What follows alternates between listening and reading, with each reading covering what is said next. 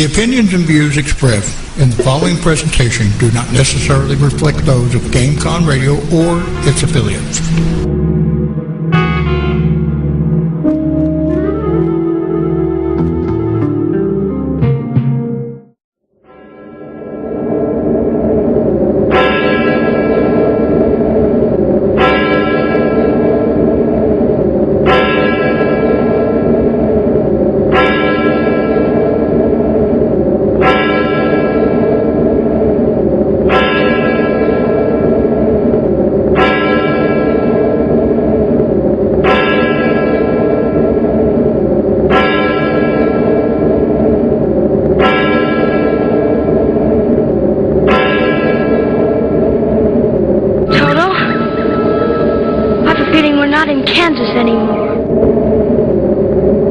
Moebanshees Lair, Visionary Talk Radio on GameConRadio.com. We rock your world.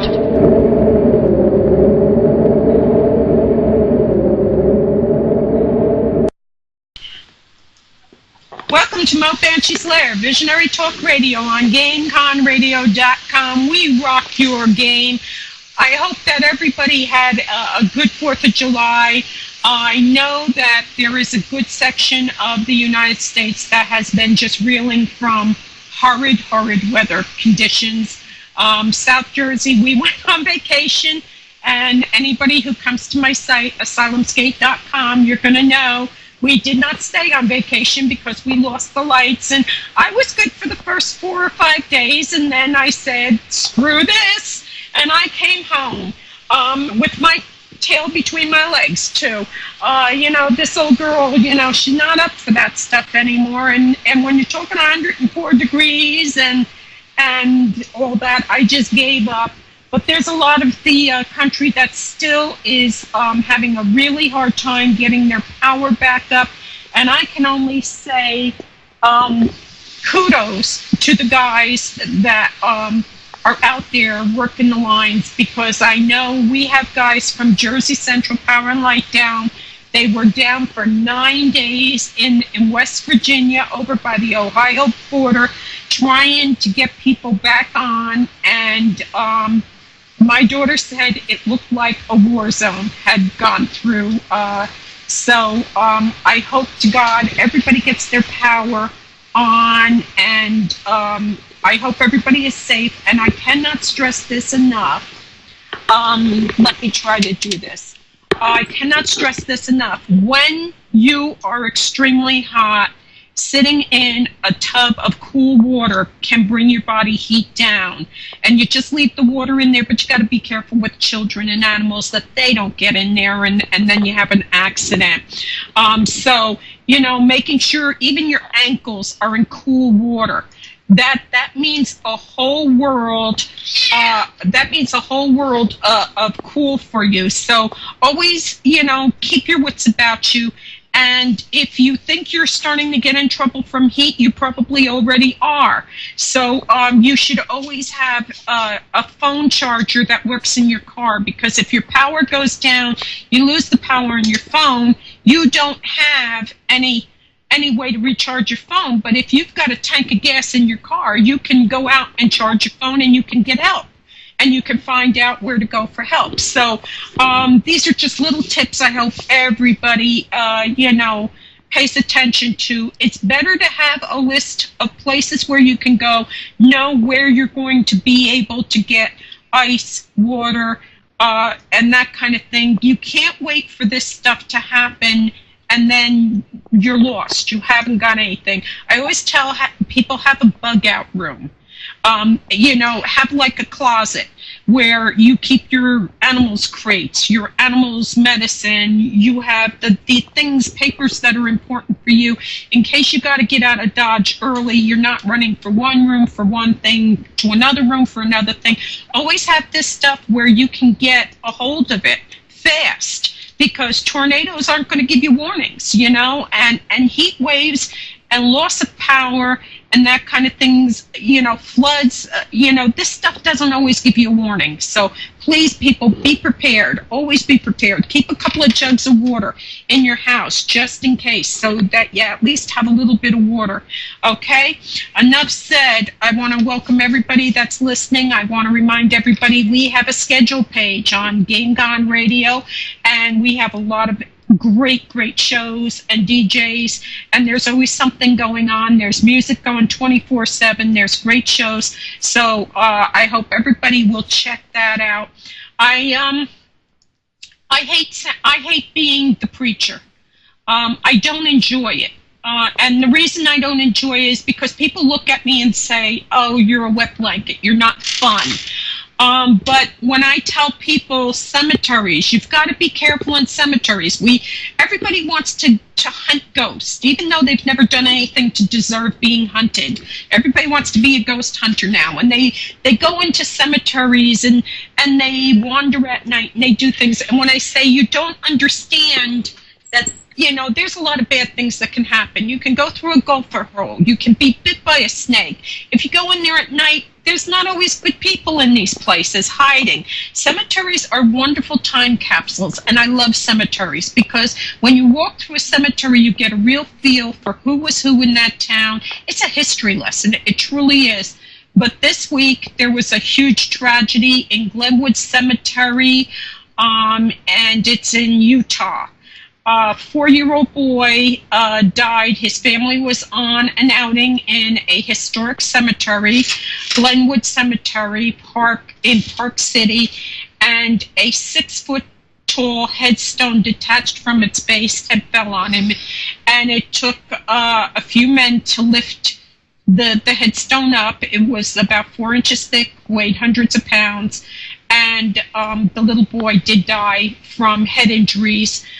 Please, people, there's a reason there are sidewalks, and there's a reason there are roads. Stick to the sidewalks, stick to the roads. Don't let your kids climb around these monuments. It's dangerous stuff. I'm hearing an echo. Okay. So it's very dangerous. A kid, you can go through a gopher hole, you can break an ankle. You've got to be careful because cemeteries, unfortunately, they're not always maintained like we think they should be. Families don't go and take care of it. They bury their family member and then nobody goes back until the next member dies. So what happens is the stones become compromised. People go in and they mess around with them. They push them. They try to knock them down. This dislodges it. This breaks the cement. And terrible things can happen like this. And my sincere sympathy goes out to this child's family. I cannot imagine how this family is coping with this at this point. This is a terrible thing to happen. And I just hope everybody knows that, yes, they're wonderful places to be, but don't let your kid climb around stones. Be careful around them, please. This goes back to 2 years ago, whatever, where the young guy, he's going to be a ghost buster. He takes his whole team out into one of these trestles, and nobody thought, wow, the train's going to come through. What do we do? And what happens? He gets killed. People, you got to use your brains. This isn't game time. This is real stuff that goes on. So I hate being the preacher. I hate being the one that has to come out and say, please, what the hell is wrong with you people? But please, don't be doing this stuff. This is dangerous, dangerous stuff. Another item in the news, which I love, Al Capone's bulletproof car will be sold for, it looks like $325,000 maybe pounds. I think it's pounds. But it's up for sale, and it's a really cool, I love old cars, but there isn't a car on earth worth that kind of money. But if you could get a picture of it, it is really, it's a cool looking car, and it still has bullet holes from when he owned the car. An interesting fact about this car was during World War II, predating World War II, the president used the car because it was bulletproof. So that's pretty cool. I got crazy news, and it's a little weird. Mandates virtual pop-up store using VR goggles. Evidently, this guy in China has managed to make himself a girlfriend, a virtual girlfriend who follows him around. He used a bunch of game stuff, and however he did it, the cool thing is he doesn't have to play with himself anymore. But the really creepy thing is that, he's got this little sex slave that he hits on the head and does all kinds of weird stuff. And I posted it on Asylum's Gate if you want to go check it out. I think the guy needs to get out and meet real people. I don't know. Maybe it's just me.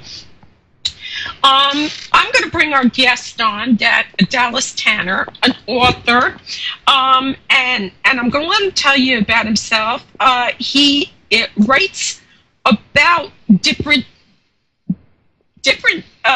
crypto type themes, but he does a lot of research. I mean, an extraordinary amount of fact is put into these stories that he creates. So, Dallas, welcome to the Lair.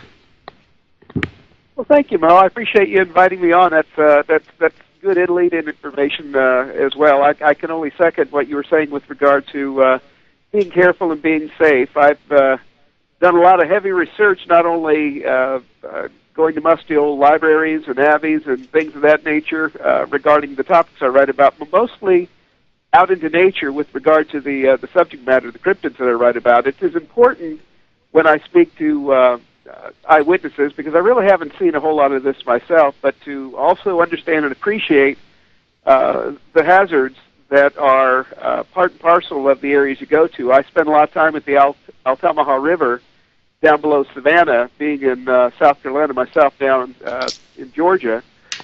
And the interesting thing about the Altamaha, it is called the American Amazon.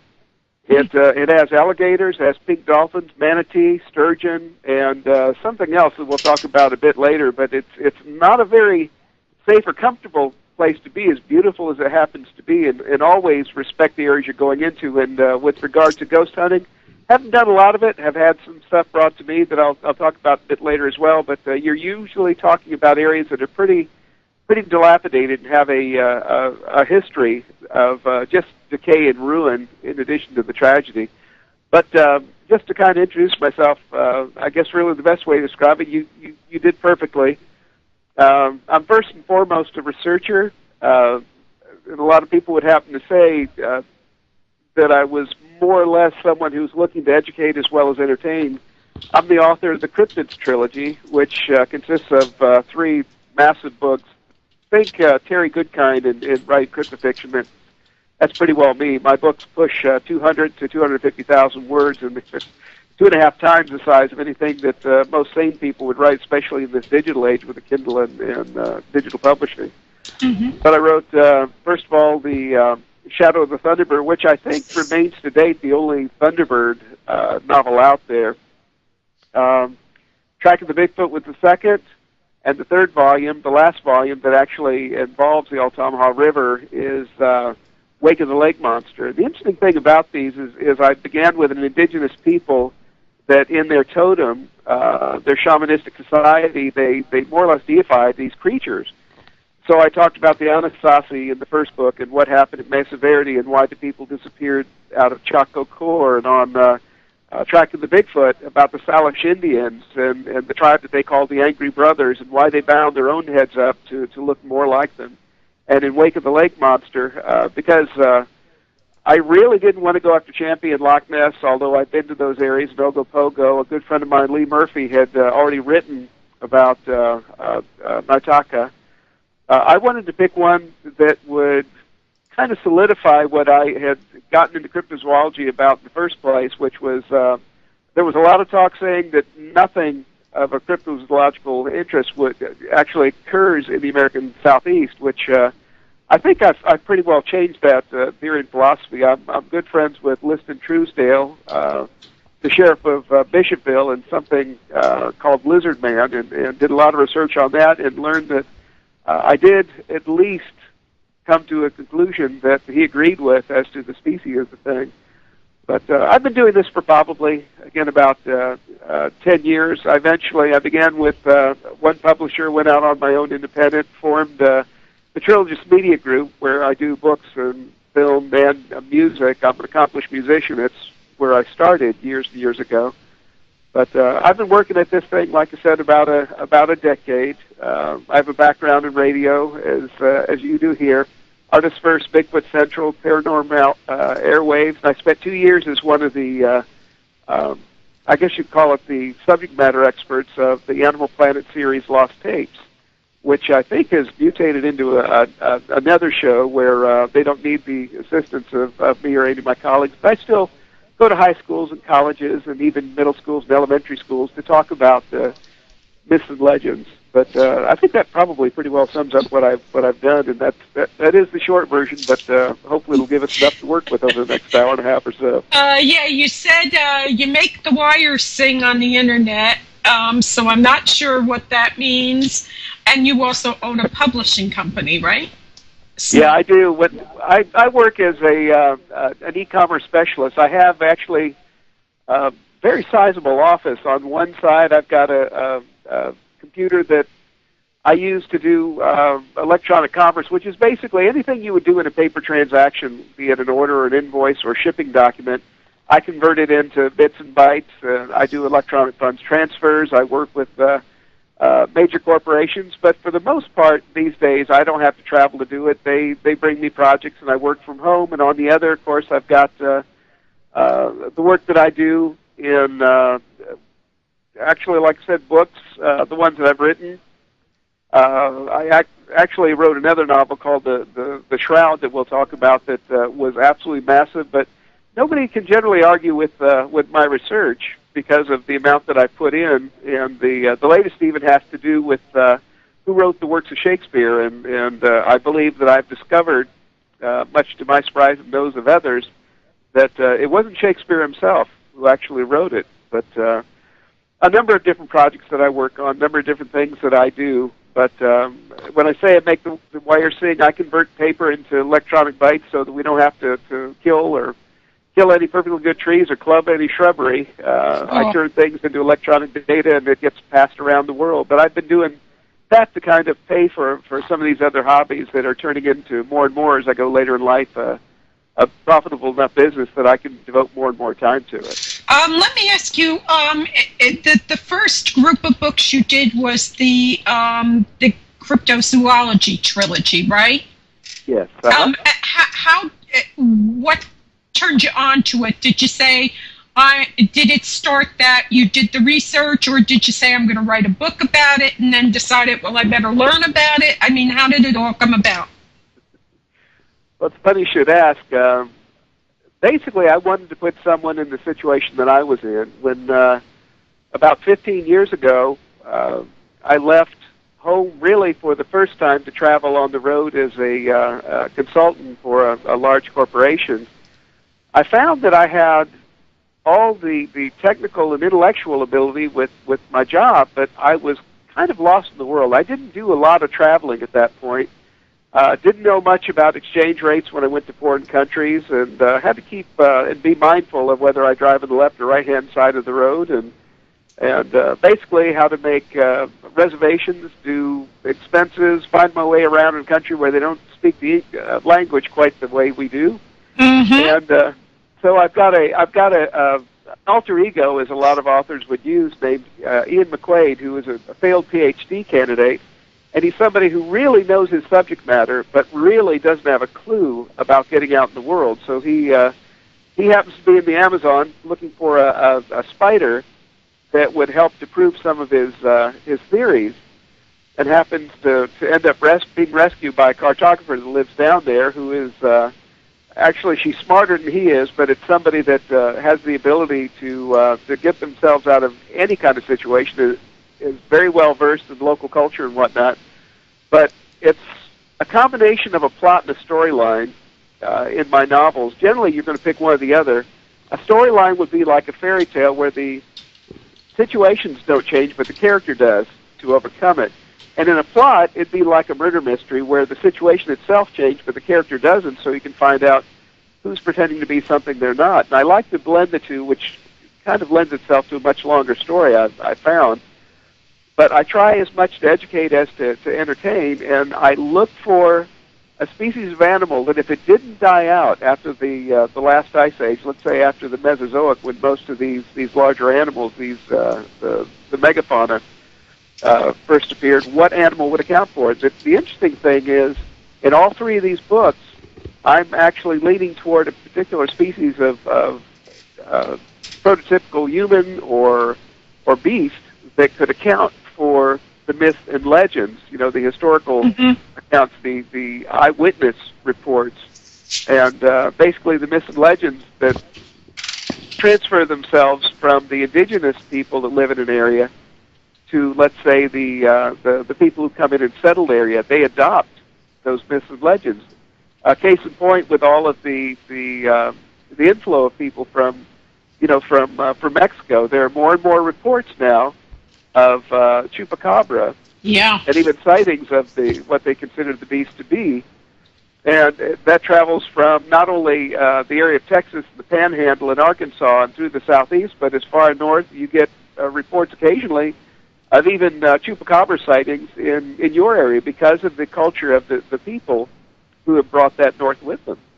Yeah, it's like they kind of they know that, so when they see, we're getting a lot of coyotes, but I notice since the coyotes are starting to migrate more and more into New Jersey, we have a lot of Spanish people because obviously New York City and this is where a great influx from Puerto Rico come in. You're hearing about chupacabra all of a sudden, and I'm like, we got coyotes, guys. Calm down, everybody take a step back. It's not a monster.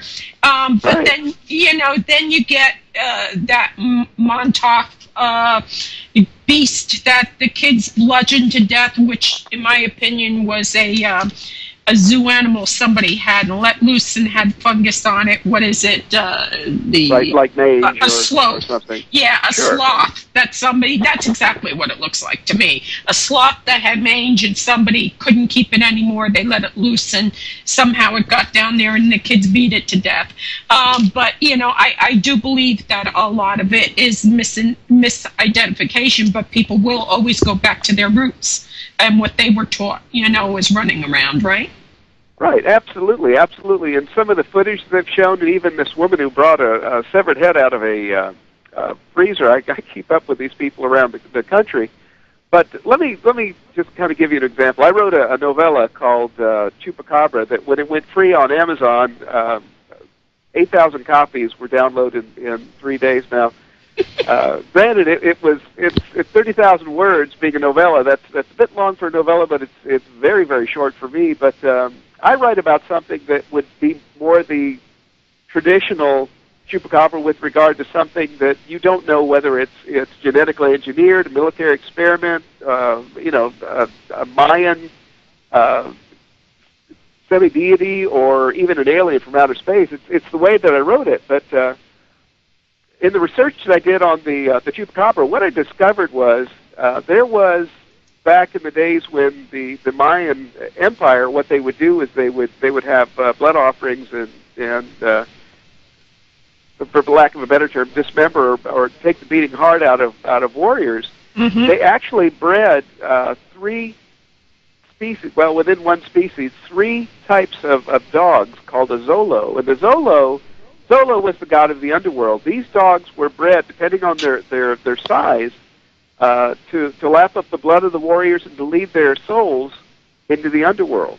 That's what these dogs are bred to do. Now, the thing is, the Zolo, the larger one, looks a bit like a long-nosed, to me it looks more like an alligator, but it looks like a pit bull with the face of an alligator. And the Zolo has been brought with this influx into Texas and Arkansas and Arizona, New Mexico, and several of these, as you say, have been misidentified as chupacabra. But to be honest with you, that's probably what the chupacabra actually it is. It was bred to lap up blood, to lead the souls of the defeated and sacrificed warriors to the underworld.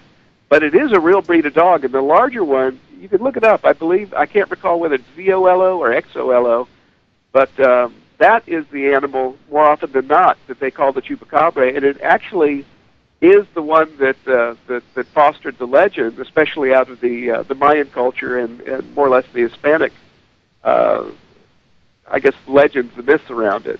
But it's interesting stuff. But I always go back to look for the root of these things. And even the animals I write about, there was a bird. I don't really espouse the theory that the ropin and some of these other birds, the Cotamanga, basically anything that would be reptilian.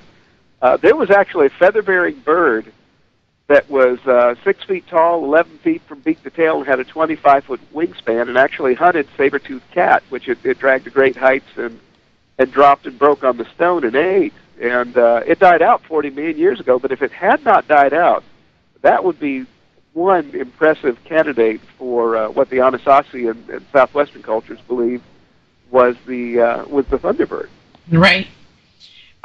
Your research, and I was going to ask you about the thunderbird. Nice switch over. Have you come across stories with people who have said they've seen this? Actually, I tend to be a bit of a repository for all these kinds of stories out of different parts of the world, because I know the feeling. Yeah, I get it a lot. But to tell you real quickly, I know we're coming up on the half hour here, but 6 months after the publication of Shadow of the Thunderbird, I was contacted by a man who was pretty distraught on the phone. He said, "Would you mind if I called you back later in the evening?" He said he was at work. But as it came about, he worked at a high school outside Valley Forge, Pennsylvania, and he'd gotten off I-76 and had gone to a T intersection that led into the school, and they were, of course, parents dropping off, picking up, taking the children for the day's classes, and he said he was toward the front of the line in his Dodge Durango, and he said there's a hedgerow that fronted this T intersection, and a small Quonset where they had the weed whackers and the push mowers and things, the hedge trimmers, and he said that a man, or what he took to be a man, stepped out between two portions of the hedge. He said, "At least I thought it was a man until the first talon hit the ground." And he said, and it stepped out in the road, and he said, what I was looking at was something I'd never seen before. He said it was, he described it as a cross between a pigeon and a penguin, and that it had delta-shaped wings that went up and straight down. They were black, oily, blue reflective, very close feathers. But he said this thing just walked around more or less in a circle. 3/4 of the body was parallel to the ground, and it kind of bobbed its head as it moved forward. Then it turned and looked through the windshield of his Durango, and he said, this truck is pretty high off the ground. This thing was looking straight at me. And he said, I asked him if he was pretty well alone or if there were many more people. He said there had to have been 30 to 40 people sitting there in their cars, and for the space of 2 traffic lights, they watched this thing just going around in a circle. And this was back in 2002, so it wasn't the days of the camera phone, anything like that. Right. But he said eventually it just extended these great wings, gave a flap, and wheeled over the trees. And from that time forward, he tried over the course of the morning before he called me to get a hold of and speak with someone at the University of Pennsylvania, Philadelphia Zoo, and the news station about what it was that he saw, because nobody could tell him. And I interviewed this fellow not only that night, but on 3 other occasions. His story never changed over about a 5 or 6 year period. What I described as my Thunderbird was not what he saw. But the interesting thing about it is these birds, massive as they are, were what were called territorns in my belief of the definition of the thing. But you have the Gulf Stream coming up from South America all the way through the Ohio River Valley and ending in western Pennsylvania. You have the jet stream that comes across the same way. But western Pennsylvania is literally ground zero for these giant birds. And that is how I came to the attention of Lauren Coleman, because I believe that Mothman was nothing more or less than one of these giant black birds that this man described. You know, what you're saying reminds me, you know, I live in New Jersey by the shore, you know, and we were down by Lakehurst, experimental naval base, and that's where the Hindenburg went down. And you'll find that I go past there a lot. But we were going through the woodlands down there by McGuire Air Force Base and all, and there happens to be a ranger's tower there so that they can watch for Pine Barren fires and the like. And we're riding down the road, and to me it looked like three men kneeling in black. And, you know, of course, I'm way down the way, you know, and as I got closer, I realized they were those big vultures that you see in the old Bugs Bunny cartoons, the big, huge ones. Right. But the big buzzards, they were vultures with the neck that goes down and comes up, you know, with the bald head and all. They were huge. And Teddy and I, we slowed the car down. I says, I've never seen one here before, you know. So, you know, there are animals that are migrating now, and I'm happy. That means New Jersey's going to be here, at least the parts I hang out in. So we're going to go to a break. The first song we're going to play after the commercials is Home by Derek Bentley. It's a recent country song, and I hope you'll all enjoy it. I liked it very much. And when we come back, I will be telling everybody the number to call if you want to call in and ask questions. But we're talking to Dallas Tanner, author.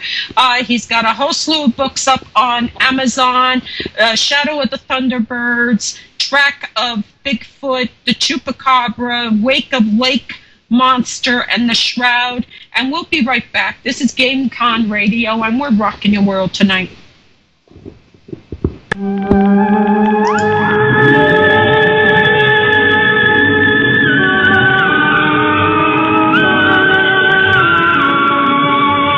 Just a reminder, guys, all our talk show hosts here at GameCon Radio volunteer their time, but you can always show your appreciation.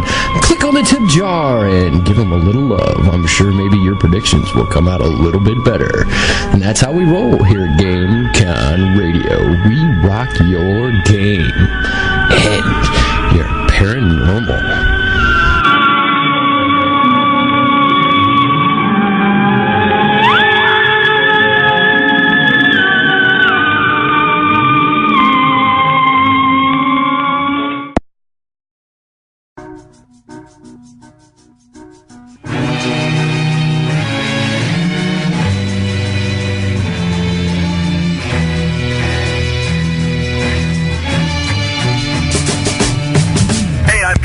Your resident Beatles expert. I listen to GameCon Radio. Why? Because it's cool. I listen to it. You should too. That's GameCon Radio. I'll see you there.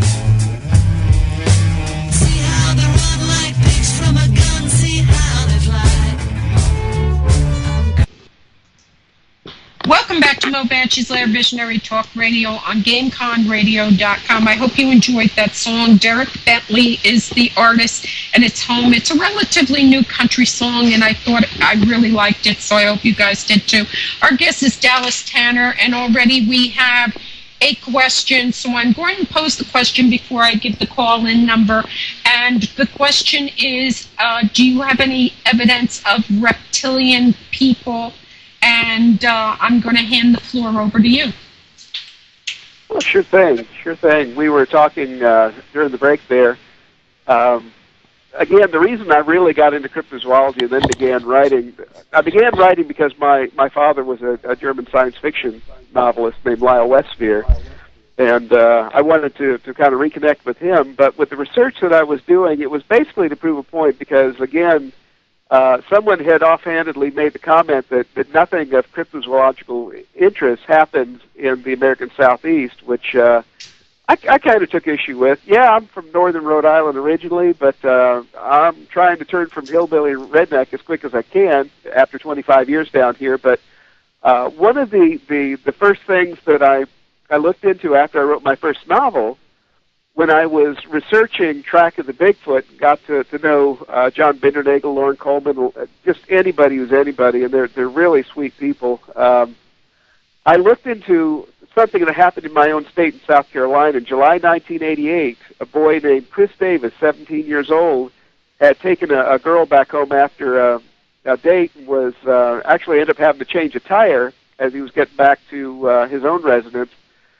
And it was along about midnight, and it was in a little town called Bishopville, South Carolina, which basically fronts the Scrape-Ore Swamp, and it's down below Columbia, South Carolina, hot, humid, swampy area. Well, he looks out across this moonlit field, and something big and dark rises up out of the sawgrass there and begins to run at him. And he knows it's very heavy because he can start hearing the sound of its feet moving, and it picks up speed, and he jumps into his car and starts driving toward his home. Well, this thing turns onto the road and not only chases after him, but catches up to the car and grabs at the handle. And it's big and it's dark, and he doesn't know anything else about it except that it's grappling at the car with him going 30, 40, upwards of 50 miles an hour, trying to get away from it. And eventually, with turning and swerving, he leaves it behind. But when he gets to his residence, and again, the information I'm giving you is straight from the sheriff who took the report and worked this case. He did not put the car take the car out of gear and turn off the ignition. He just opened the door, rolled out of the car, and ran into the house. He was absolutely hysterical, and it took his father the rest of the night to calm him down. And his father convinced him, well, whatever it was, whoever it was, you're safe now. Everything is okay. Maybe you weren't really going that fast. It was just the whole situation. Well, 2 weeks later, Liston Truesdale, who was the sheriff of Bishopville at the time, goes on the local news and says that in this quiet part of the country, this small town of maybe 4,500 people, there was a car under an awning in a residence. The people who live on the edge of the swamp, they're living out in the country, are very much aware of the natural noises and sounds that they should hear and what they shouldn't hear. Well, they got up one morning and they went out and found that their car, which was kind of a long old model Buick, had been basically torn apart under this awning. It had been clawed. The cloth was torn away. The bumper, the hood ornament was crushed, and something had crawled into the car and would have had to have had an arm and even an opposable thumb, because it had reached up under the chassis of the car, grabbed onto the electric harness of the automobile, which is normally 15, 20 feet and usually straight out back from the engine, pulled the electrical wiring out of the car. And what he was doing was he believed that there was a possible danger to the public. He knew this was not an animal. They had taken a cruiser, and they were basically circling the swamp looking for any signs of evidence. And in Liston's words, he said they came across a set of tracks that they couldn't explain. I believe they were four-toed, but he said that the cruiser, in passing over these tracks, didn't obscure them completely, which meant that as far as the compression in this loose dirt, basically the South Carolina red clay, whatever had made that track was making a deeper impression than the tire that passed across it. I was able to see these tracks and actually hold the last surviving copy of them. But what Liston said was, if you've seen anything at all that looks unusual that might account for such a thing, whether we got a bear or rabid dogs or whatever could cause this, please let me know. Well, this boy's father, Chris Davis's father, Chris was 17 at the time, his dad brought him over and he told him this incredible story. And Liston had seen how distraught this boy was over this whole situation, and it literally altered his personality, as I'll tell you in just a minute or two. But he took all of the information. He did the same thing he would do with anybody else regarding this case. He had Chris draw a picture of what it was he saw. He polygraphed him, he videotaped him, and he threatened him that if he was making any of this up with the public safety at risk, he would arrest him. And he came out, and the sheriff said the same thing to anybody else. Did you see anything unusual? Did you see anything if you did, and he laid out these same points, and he said, basically, if you interfere with this investigation, we're taking this deadly serious, I will arrest you, but you're going to have to do these other things for me. Eventually, 12 people came forward, drew the same thing Chris saw. They never saw his drawing. They never saw each other's drawing. They were polygraphed, and they passed the polygraph with flying colors. And the third part there, they were videotaped, and I saw portions of the footage, and these people, sometimes it was right after it happened, they drove straight there, and the people were white as sheets.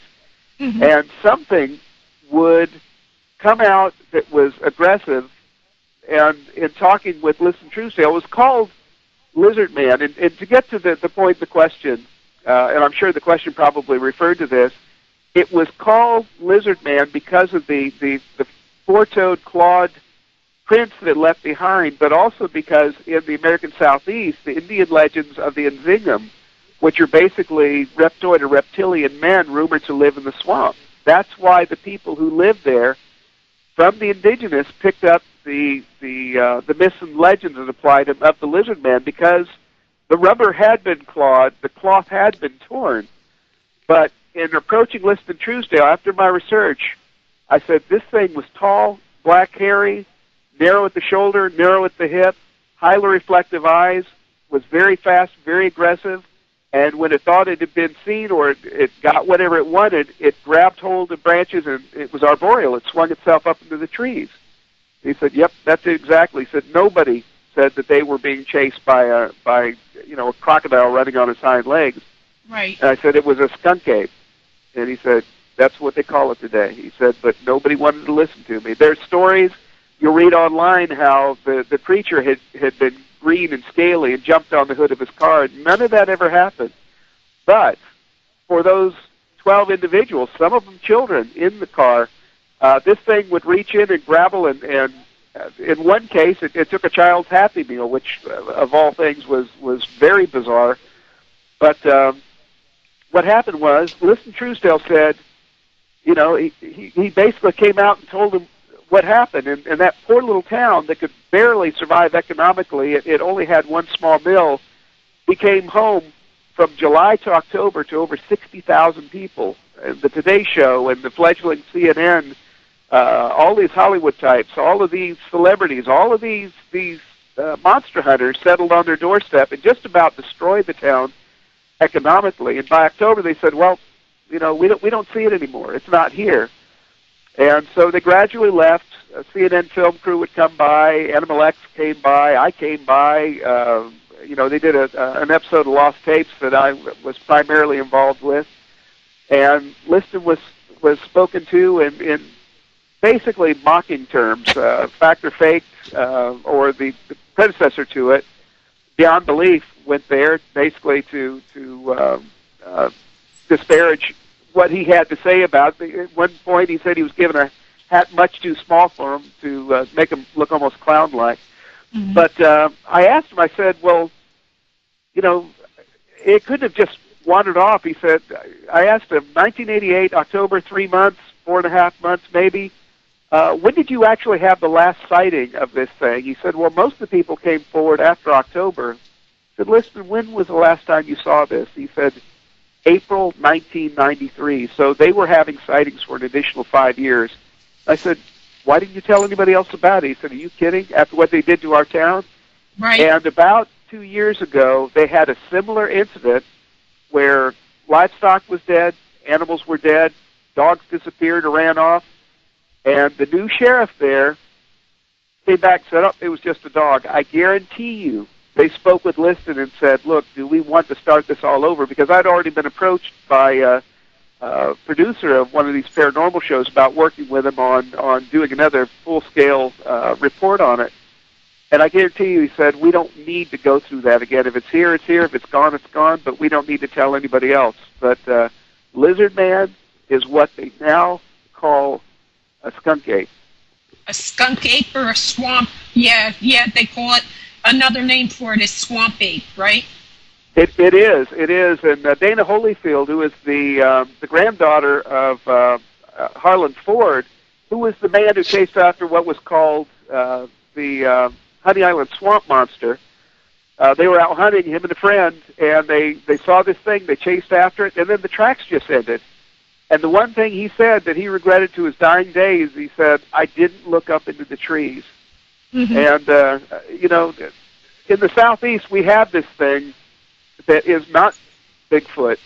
It is more like what you would consider an orangutan or even a huge gibbon. It's narrow at the waist, narrow at the shoulder, very long arms, very aggressive, not afraid of people. It'll interact with people. And I did visit all the sites where these sightings occurred, including Chris Davis's sighting. And the interesting thing about these people who have these sightings, and I try to explain to people, the paranormal is life-altering. It is not something to be taken lightly, not only just because of the environment you're in, but if you do happen to run across anything in a case like that. Bigfoot, you know, Jane Goodall came on NPR back about probably 10, 12 years ago and said that she believes there were two indigenous species of great ape in the United States. You have the more gorilla-like Bigfoot that really doesn't know what to do. If it happens to be at a roadside, it's wary of man, and it doesn't seem to know what to do when it comes across traffic. Whereas the skunk ape, as we call it,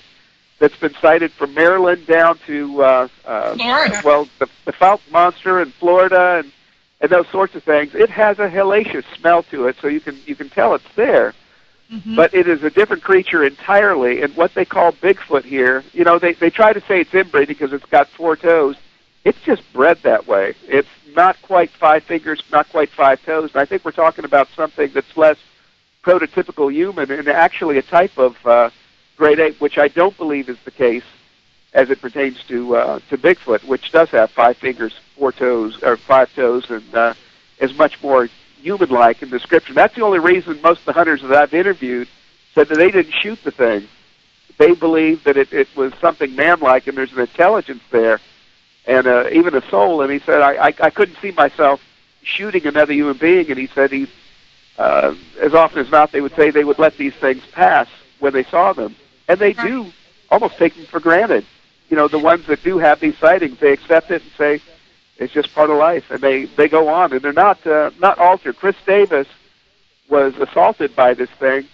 He changed. He went from being a B student to somebody getting in trouble and died tragically involved with a drug deal in Sumter, South Carolina, back about 3 or 4 years ago, and it completely changed his personality that very night, and he was never the same young man again. Well, it's trauma. You've been something happened, and when you try to talk to somebody about it, they look at you like you're completely off your rocker. And you're talking about an entire town that basically went into hiding to try to avoid all the negative connotations that went with this. When we say the word lizard man, I'm always thinking of the old Lon Chaney Jr. movie. Remember Lizard Man, where he's the old drunk out in the swamps, and he says, "I'll get you, Lizard Man," and the guys are walking around with the crocodile heads because some scientist is doing some kind of genetic testing out there. You know, it seems more and more we're starting to put all the round pegs in more round holes. And it does say that this swamp ape, this skunk ape, because it stinks, is probably a primate, and that, you know, I don't understand why anybody would shoot it, even if it was, you know, even if you sat there and said it's an ape, why would you just shoot it, you know? So thank God they don't shoot them, and they thought of it. I just don't see any reason to shoot a Bigfoot. If the only reason you're shooting it is to have some kind of evidence, to me, you ought to be shot yourself, because to me, I just don't understand that. That town, I remember that whole thing, and I remember the one woman with the car, and her whole fender had these big holes in it and stuff, and when the sheriff or somebody suggested it was some kind of a bear or something, she looked at the camera and walked in the house and said, "It ain't no bear." You know?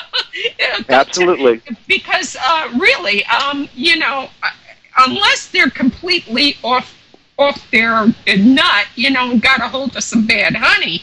I don't even see a bear doing that to a car. Maybe rip the inside of a car apart looking for McDonald's hamburgers and stuff and fries that are spilt in there. I've seen cars completely destroyed, but just to bite through a fender, that's not normal behavior for that. So this town, about 2 years ago, you say maybe, it had the same kind of thing, but they're playing it really low. Have you gone back to try to track this thing? I've been back on 3 or 4 occasions to visit with Liston, and I saw the original footage. He had always intended. Now Liston's retired now; he's a photographer. He's in his mid to late 70s. He has got all of the evidence, and I held the cast. I saw the photographs. I saw the pictures that they drew, and they were remarkably similar. They all had the same basic feature. And that was these almost luminous eyes. They were highly reflective eyes, very, very, and that's why I said gibbon. If you looked at a gibbon monkey that made it about 7 feet tall, you'd have a perfect picture of this thing. Now, the only person who was actually arrested out of that whole original flap in 1988 was a man who thought he saw it and was firing a gun within the city limits and town limits, and he was arrested for breaking a city ordinance, but he was the only one.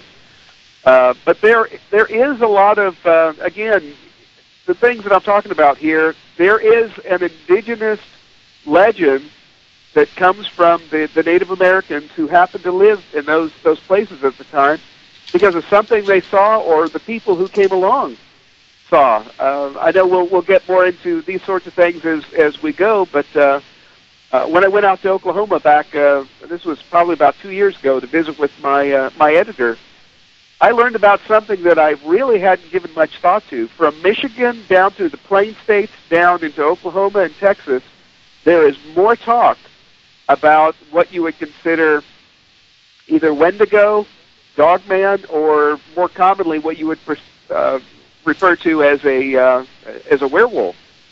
There's a lot of legends about that, and there's a lot of people who are as superstitious or fearful of these wolf-like creatures than even Bigfoot. And there seems to be a blending of those two kind of cryptids in north-central Texas. So it's almost like people will describe them as having a very uneasy truce.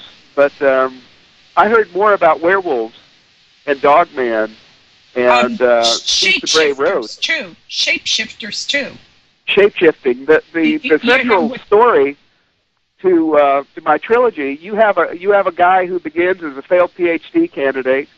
He gets his PhD. He becomes eventually a cryptozoologist. Then, as he really truly learns about these creatures and becomes protective of them, I've got a good friend named Tukla Neshoba who is actually a Choctaw shaman, and he taught me a lot of what I needed to know, because in the end, my character does become a shaman and learns about this about shapeshifting and what's so your character is evolving as you evolve.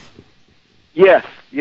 When I got to the point where I understood these things better, now it doesn't take faith anymore with the stories that I've heard, the people that I've interviewed. I've talked to dozens who were either really well known or have never been heard of before, who have passed along stories to me. And one thing I can tell you about Bigfoot is if it does not live near you, you will never find it. You will never see it. You may think you see something, but they pick an area, they pick a family, they pick basically being migratory. There is a place that they will remain throughout the warmer seasons of the year and go to another place when it's cooler. But I know people who have had decades of experiences with these things and have never told another soul about it because they don't want to disrupt just this incredible thing that they have. But the people that go hunting for it, they're really not going to find anything. And that's just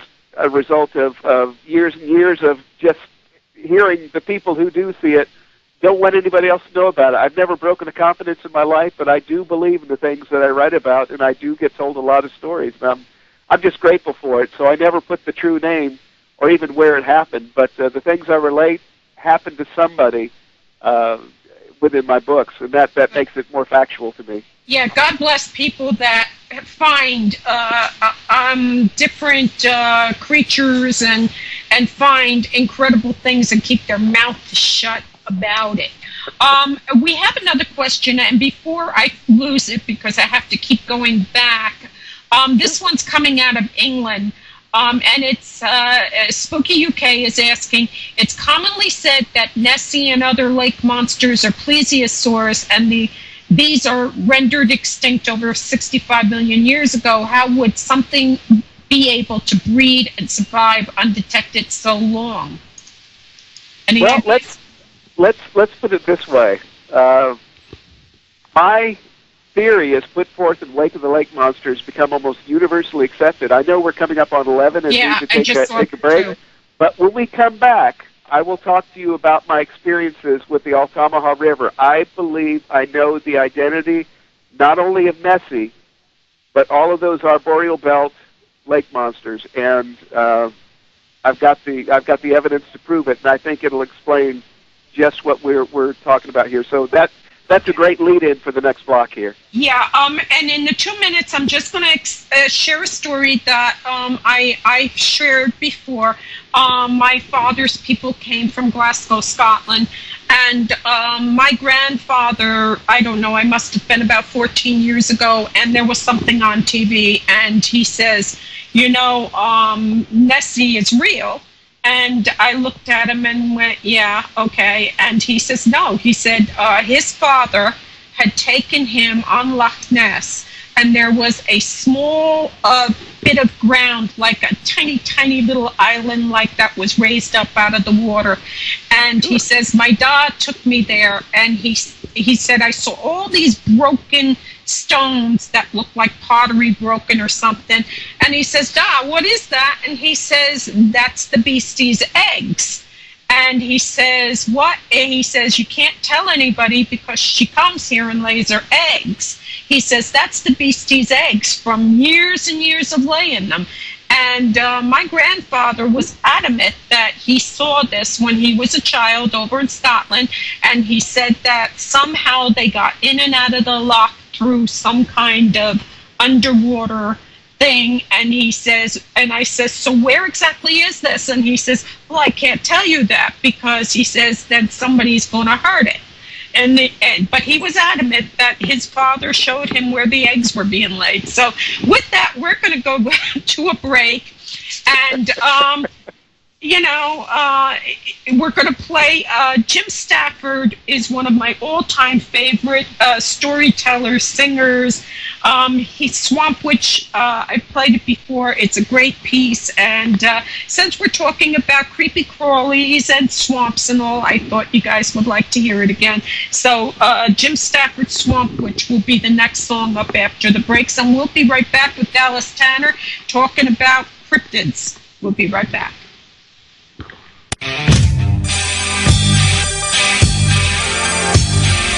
You are listening to GameCon Radio.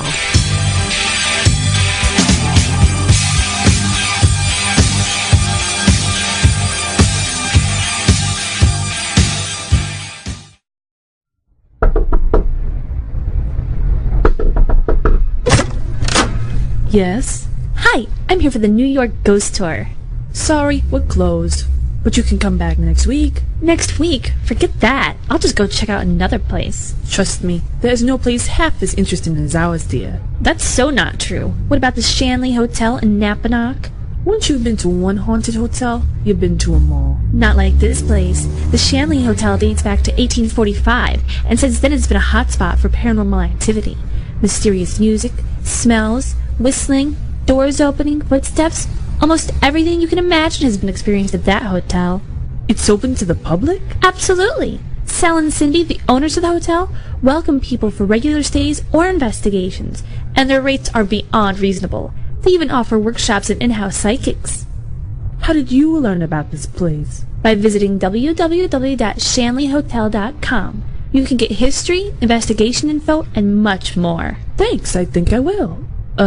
Just don't tell any of our customers. Your secret's safe with me.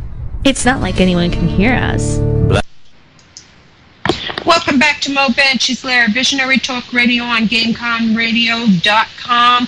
We are having a great discussion about cryptids, and we're answering questions too.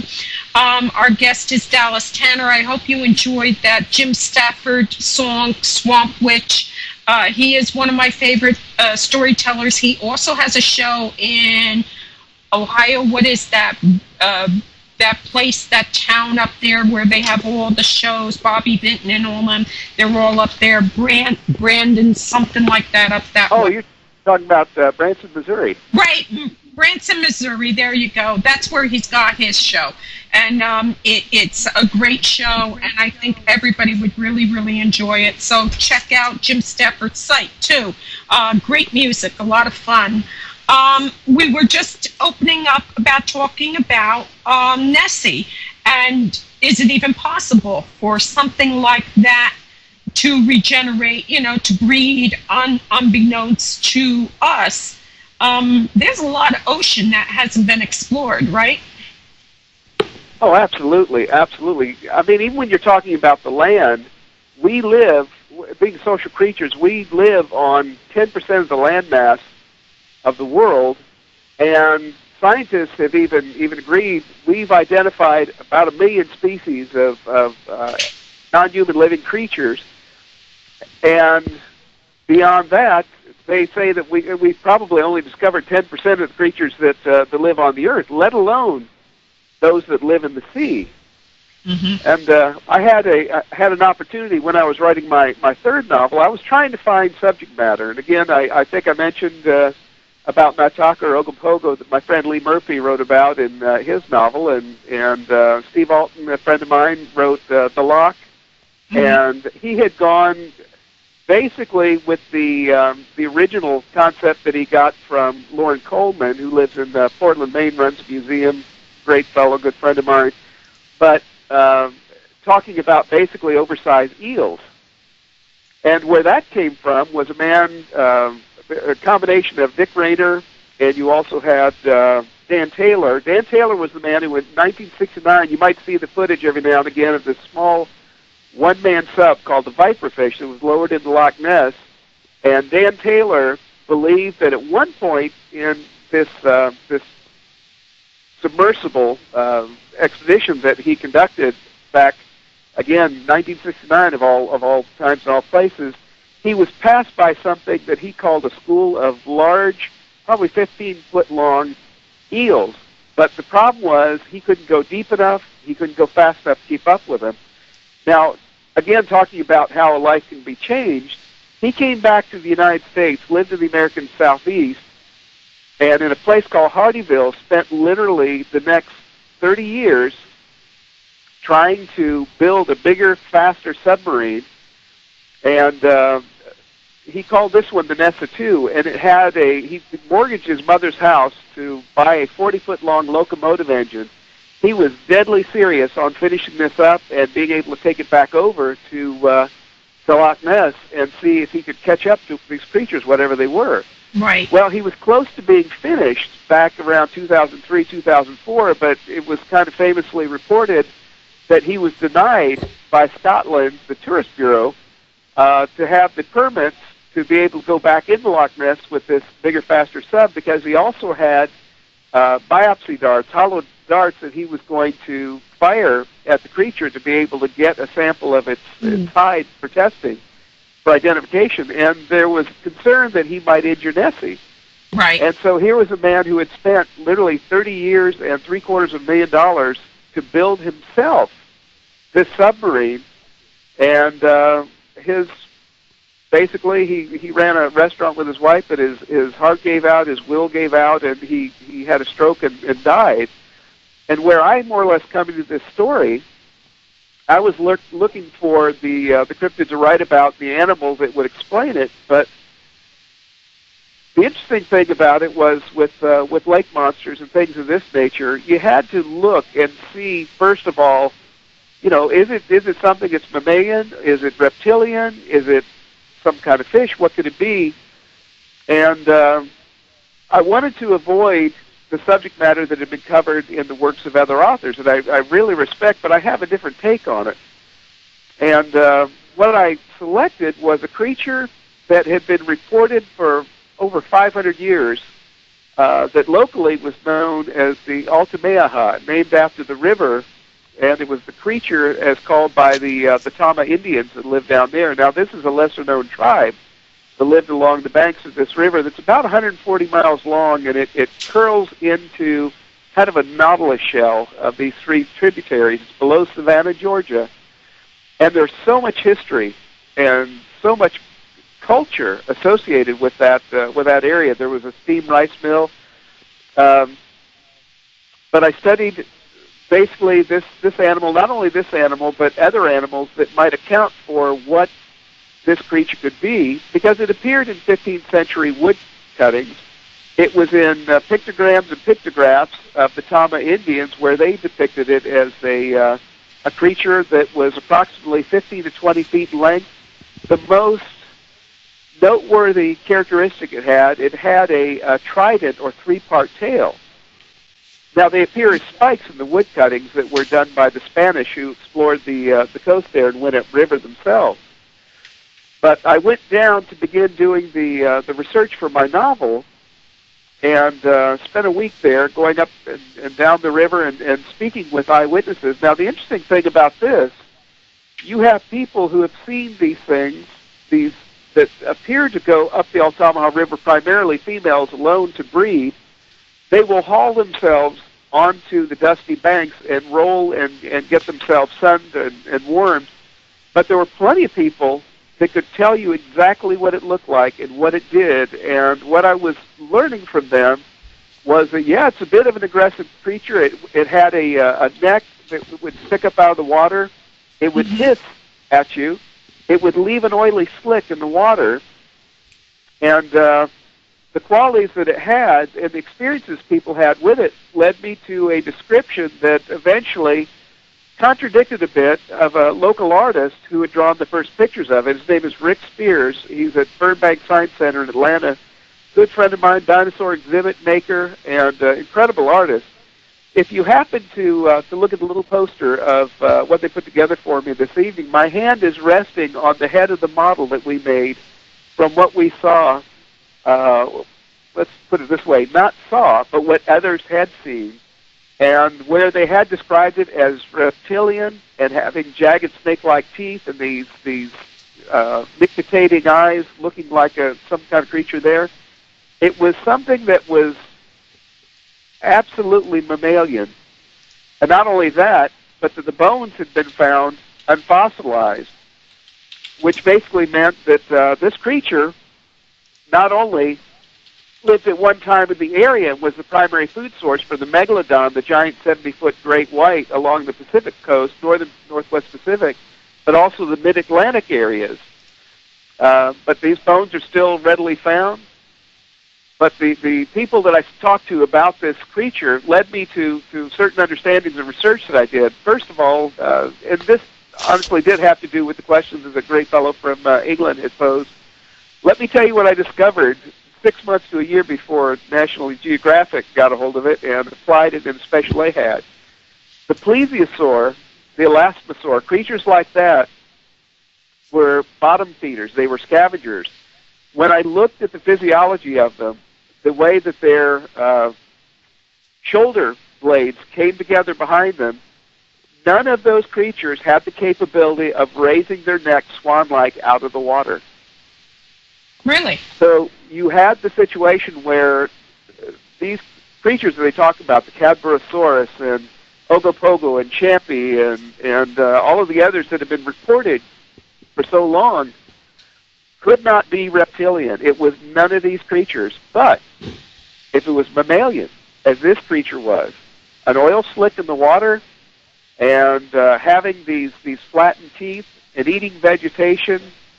And the interesting thing was, when I received a book that I waited months for, and I actually did research at Lake Murray, they have a creature they called Messie, M-E-S-S-I-E. Then you have Normie at Lake Norman. Most of the southeastern lakes are man-made. They basically take a plot of land, and like they did in the movie Oh Brother, We're Out There, they just flooded it in the 1930s. And I've got a good buddy who sold the property that became Lake Norman down here, but the Altamaha River is ancient, and there are all kinds of creatures in it. Let me introduce. Sure. It's spelled ALTAMAHA-AA. Is that what we're talking about? That's it. That is it. And I did a lot of research on it. We're talking about something mammalian, not only mammalian, but migratory.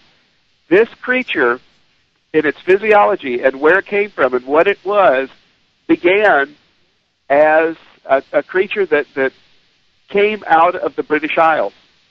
You have what's called the arboreal belt at that latitude that goes all the way around the world. And if you look at the major lake monster sightings, you're talking about upstate New York. You're talking about basically a lake in toward British Columbia and Washington State.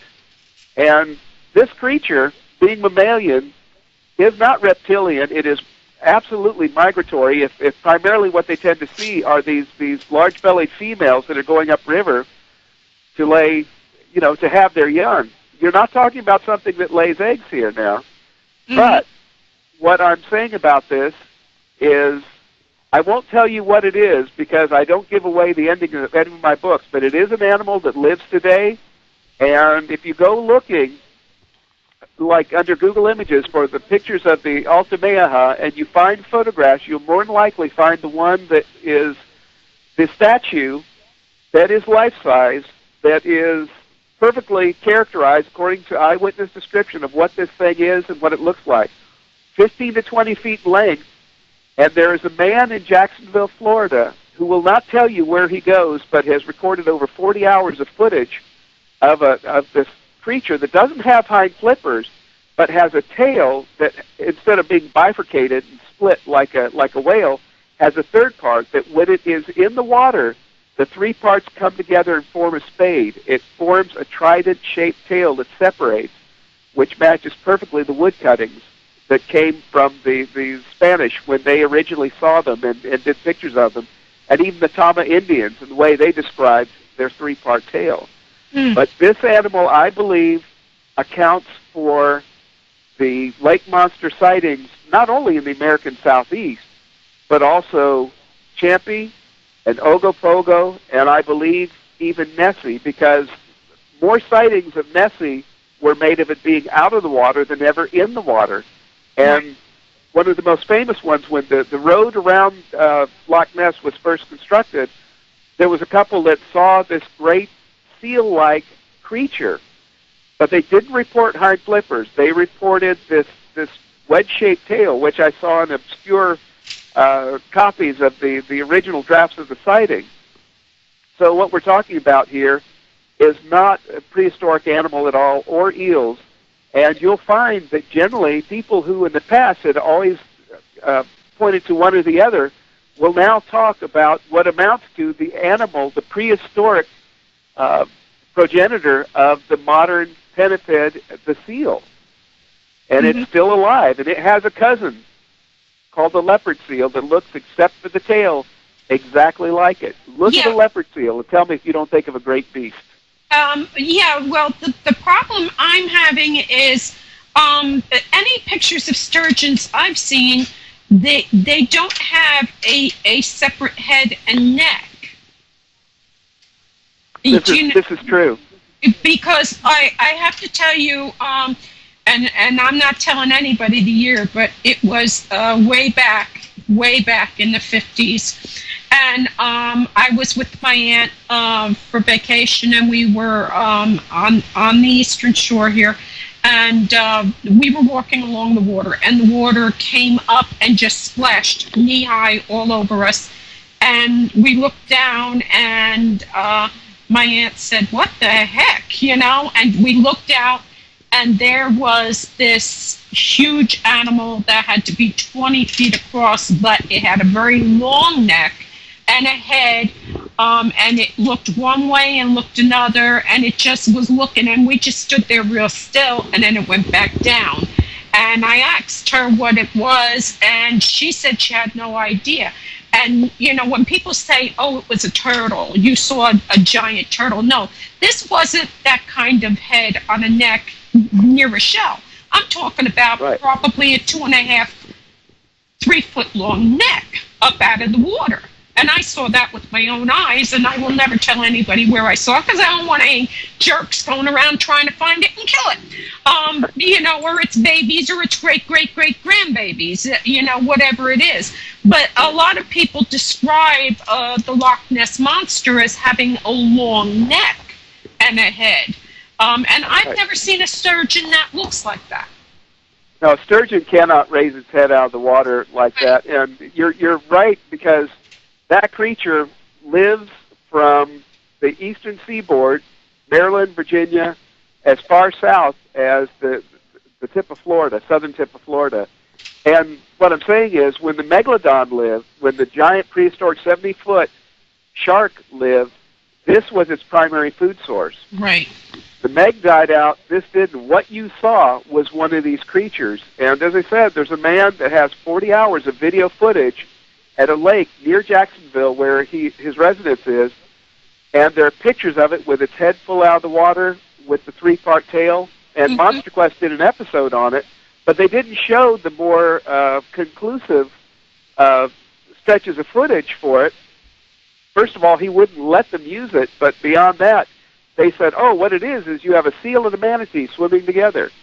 Well, they're all different sizes, all different shapes, all different colors. Oh, the manatee's tail was cut by the blades of it. And it gets more ridiculous all the time. But what you saw, 15 to 20 feet in length, 2 to 3 foot neck, and a head that is more like a seal, not like an alligator or a crocodile. Yeah, it was a beautiful head. I can still, when I close my eyes, I can still see it. Right. And, it reminded you of the face of a seal. I'll say the face of a seal with the big, huge eyes. Right. For lack of a better name, I have adopted one of the creature that was the food source. But for those who are listening, and you will have even experts talk about it now, but what you are seeing and what you're seeing along that arboreal belt from the British Isles, to Lake Champlain, to Lake Champlain, out to Ogopogo with Naitaka. Perhaps not the Cadborosaurus, but what everybody else is seeing is this creature that originated from the British Isles and still lives there. Now, it breathes air, but it's migratory. It'll go chasing the salmon, and it will find its way in and out, but it goes on land just as easily as in the water, right. So it doesn't have to consign itself to one or the other. But let me, I think what I'd like to do, if I can with that, just kind of finish a couple little elements of my adventure down at the Altamaha River. The fellow who became Angus Finnegan in my book, really interesting guy named Bob Finley, read the novel and said, except for the first-person accounts of seeing the creature ourselves, everything you wrote about happened to us. And it did. I happened to be researching as well what happened to the Confederate gold when it was emptied out 3 days after the fall of the Confederacy, when they talked about Jefferson Davis turning upriver below Savannah. That's the Altamaha. General Sherman was going to burn his way to the sea, but didn't burn Savannah. People generally believe that he didn't burn it because of the beauty of the city. He didn't burn it because he was looking for a cemetery that contained the remains of Confederacy sympathizers called Copperheads from the north. And what I determined was when he turned upriver, as it's described, it had to be up the Altamaha River. So we went upriver, and we found a place, and it looked unusual. But the crux of the book happens to be that the Knights of the Golden Circle, those individuals rumored still to exist, who hid and guard the treasure of the Confederacy against the second rise of the South, still guarded to this day. We came across 3 individuals that looked like they'd never seen anything more than the shanty fronting the stagnant lake where they were living that had gotten filled in. And these people had little remnants of Confederate pallets and pinstripe, and I really can't explain it, but these people were very, very unusual, to say the least. But they described this lake to us. They said, well, there's some good fish in there. He said, especially up there near Bluegill Hill. But he said, you have to be careful. We throw your line, and you'll probably hook on some of the mausoleums and the tombstones there. Right. And that struck us as odd. He says, "You're going to be long?" No, we were trying to get out of there. The one guy was still suffering from having been shot in the head by the other and just couldn't speak. And the third person didn't have a tooth in her head. And we kind of got ourselves out of there. But the interesting thing about that, this is one other point real quick. I know we're coming on the half hour. Was that with the odd thing is they were looking for what was called a Copperhead Cemetery. Now this hill, this Bluegill Hill that he was talking about, a bluegill is a type of crappie or bream fish, but another name for a bluegill is a copperhead. Right.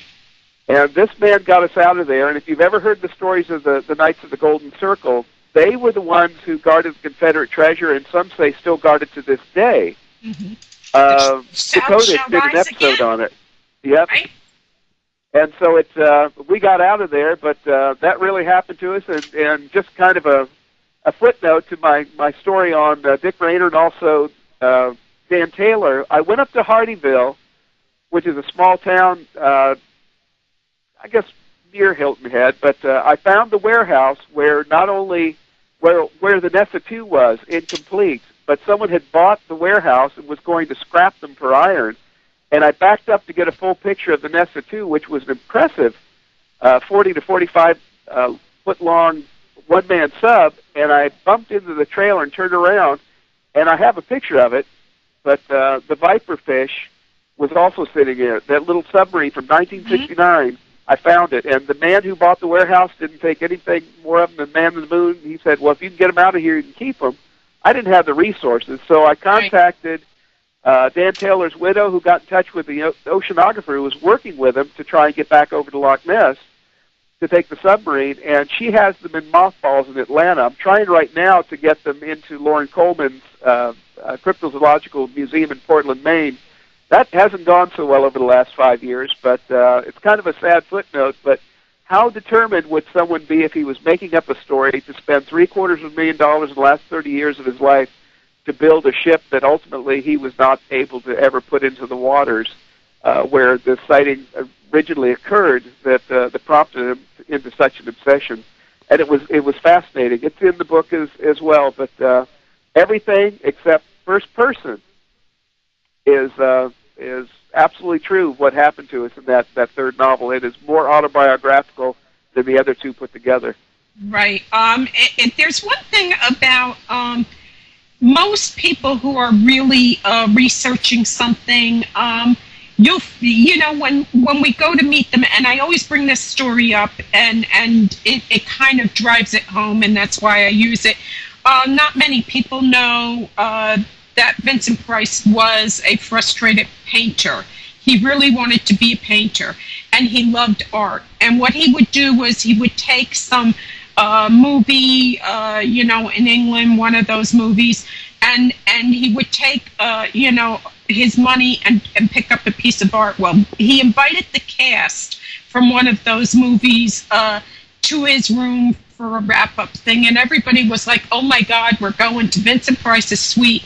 And when they get there, this little tiny room in this dive and everything, and they're looking like, Vincent Price stays here. What did he do with all the money from the movie? And he opened a closet and brought out this incredible Rembrandt or something and said, wow, look what I've got.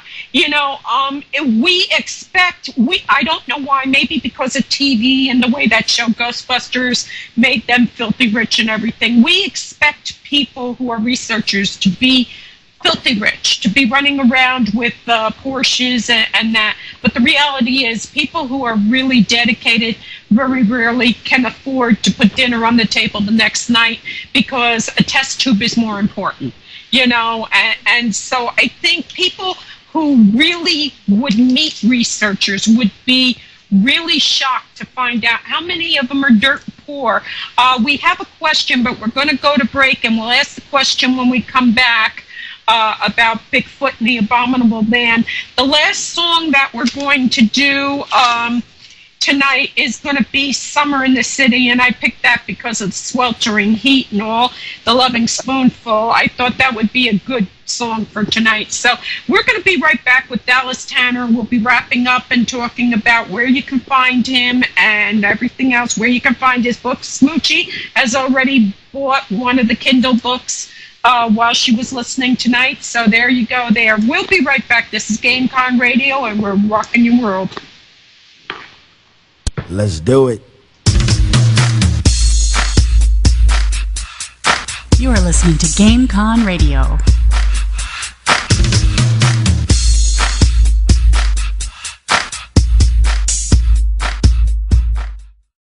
You've got questions. Who are we? Where do we come from? Are we alone in the universe? Is there life after death? Where can I take a class and really learn about demonology?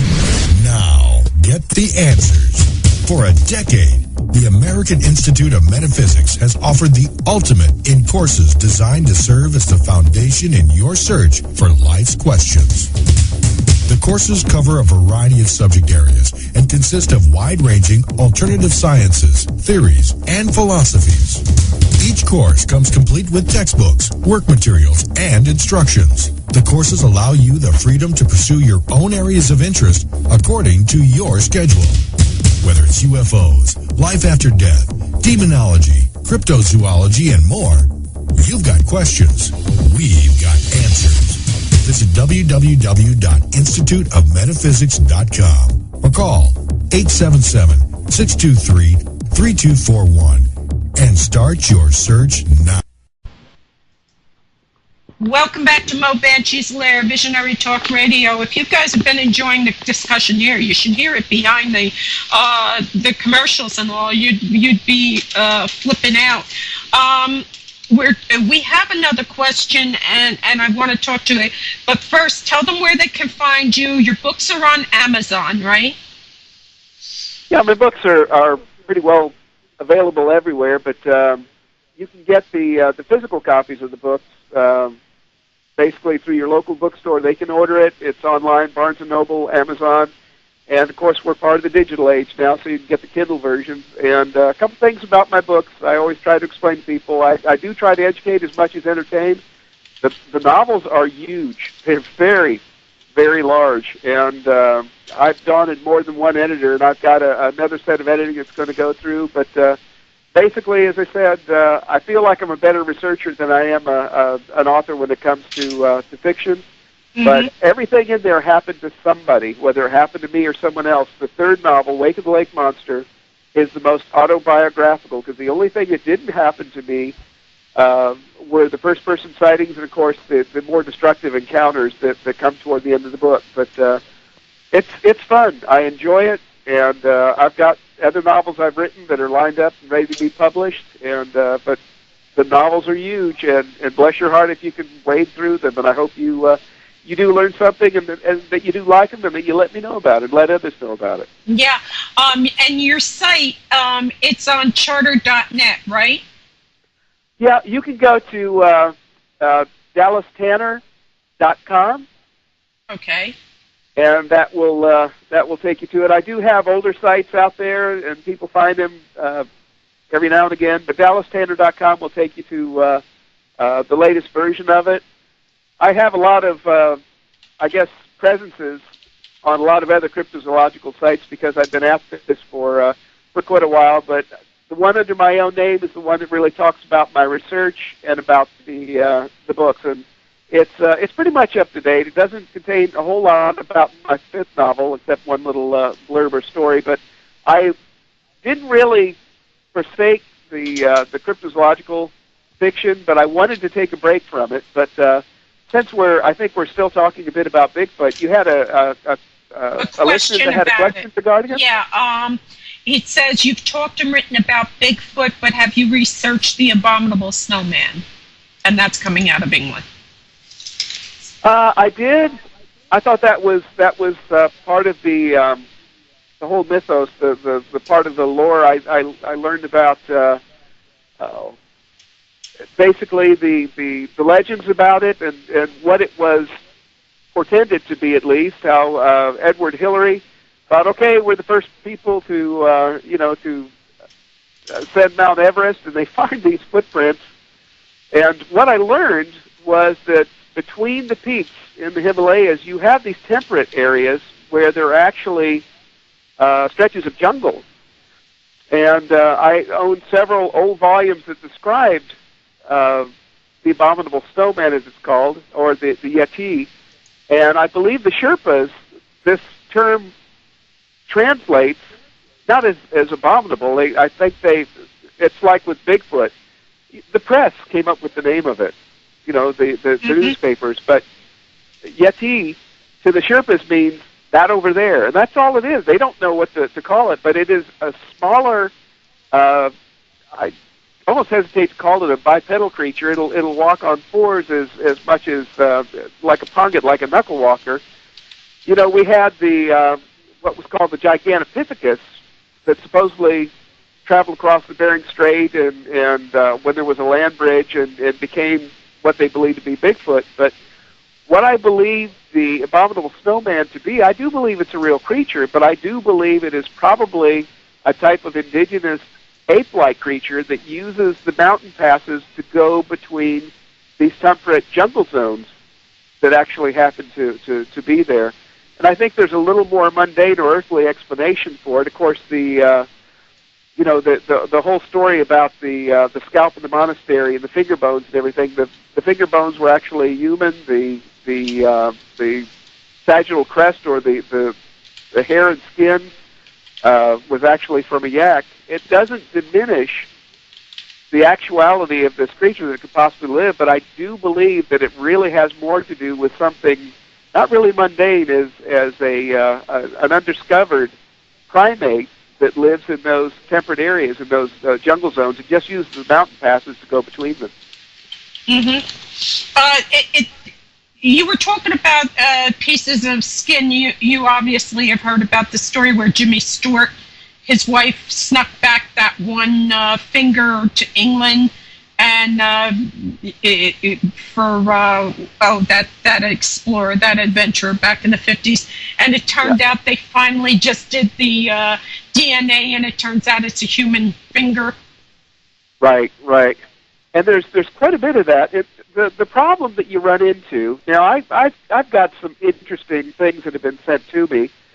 One lady lifted using clear moving packing tape, lifted a fingerprint off of her window when she opened her windows, or the blinds in her bedroom one night. The street lamp was completely blocked and blacked out, 8 feet off the ground and about 6 feet wide by something. And the next day she found this fingerprint, and she put this clear packing tape and covered it with another piece and sent it to me. That finger had to have been all of 8 inches long, and it had to have been the index finger. But you do run into situations where people have evidence, and yet all they say is, well, it's not any known creature, so it's inconclusive. We can't really identify it. Now, I saw some tracks that someone brought to me, plaster casts, that looked to be about like mine. I wear about a size 10 wide, and it was no bigger. I said, well, that's not a very big creature at all. I said, well, that's a juvenile. And then they showed me other tracks. And the last one, lady said, you're going to have to bring this out for me because I can't lift it. And this is something that it was a track that was cast. But the interesting thing about this was it was so big that when they cast it in plaster, it broke under its own weight, and they had to recast it in resin.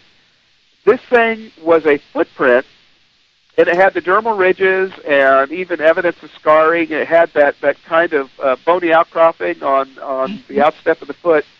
But the track itself was a little over 2 feet long and about 18 inches wide, and it had sunk. The original imprint had sunk 4 inches into the ground. Wow. And probably an individual, a Bigfoot as it was described, 12 to 14 feet in height, and probably the one that blocked out this woman's window. And I do get a lot of stories and talk to people, but when they follow it up with images like video footage, things like that, and I put these people in touch with each other if they've seen what they believe to be a lake monster or a Bigfoot or chupacabra or ghosts or whatever it happens to be, because these people are good support for one another. But again, not breaking confidences.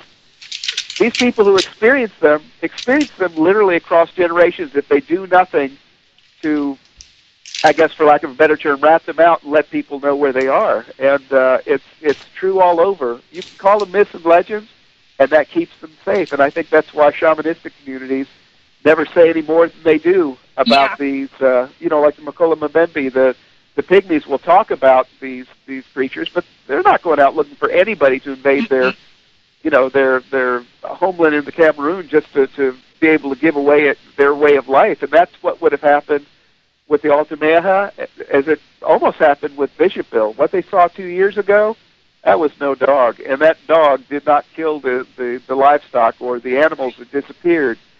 But there you have it. It's just myths and legends to us, and as long as it remains that way, there are people that can go on with their lives otherwise as ordinarily as we do. Right.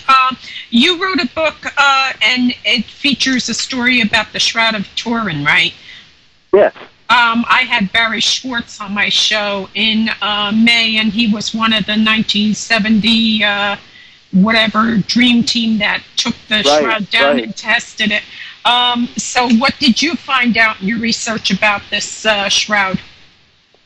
Well, I found out a couple of interesting things about it. What we're talking about is, of course, the burial cloth that was purchased by Joseph of Arimathea to cover the body of Christ. Right. Now, the interesting thing about that is that it was a relic that was fought over and paraded around by the House of Savoy until they decided in Clary and Lyry that they were going to essentially rebuild the reliquary and the relic holding place in that chapel. But it was falling apart. You could still see the image clearly, according to eyewitness accounts. But 2 years into that refurbishment, they put the shroud on display again. All of a sudden, it's in great physical condition, but you can't see the image upon it with the naked eye anymore. Mm-hmm. Now, if you look at pictures of it, like to go to Google Images, every picture you see of Christ on the Shroud of Turin is a negative. It's a reverse of what's actually there. Because when you see pictures of the shroud, there are stains on it in kind of a Rorschach pattern stretching across this 14-foot long cloth. But in late 1898, there was a man named Pia Secunda. At this point, the church did not own the shroud, or the sinden, as it's called. The House of Savoy owned it. They traded a castle for it. But what happened was he took a picture, and Pia Secunda looked at it and said, "You know what?" He said he was having trouble seeing the image on it. The only way he could see it is if he reversed and turned the image into a negative. He said, "This is a photographic positive." He said, "What I'm looking at is a primitive photograph," and he was censured for that. But Secunda Pia was a photographer. He understood the concept, and what he essentially was telling the individuals, the people who wanted this picture taken, was, this is a 500-year-old primitive photograph. Mm. And so what I did with my novel in order to fictionalize it is that, there were actually two witnesses to what happened in that cave donated by Joseph of Arimathea. You had what was called the sinden, but you also had something called the sedarium. The sedarium is the cloth that was wrapped around the head of Christ to spare the mourners and also to cover the bleeding of his face from the crown of thorns when he was taken down from the cross. And it describes in the scriptures how these two cloths were neatly folded. Now, even though the shroud was much traveled and was also called the cloth of Edessa and was brought back, I believe, as part of the Holy Grail by the Templar Knights. Forget Dan Brown. None of that actually happened. But what they described... You can't tell anybody that. Oh, I know. But what happened there, I did the research on that. There was a man who was crazy as a loon in the 1950s who put a false history of the Merovingian kings with himself as the last descendant and stole it into and placed it in the archives in France, National Archives, and that's where all that came from. But in the Book of Philip, where I got a lot of my information, you know, we last hear of Joseph of Arimathea, who is actually a cousin to Christ and also related to Nicodemus. They were Sadducees and Pharisees, a judge and lawyer in the court of Israel in Jerusalem.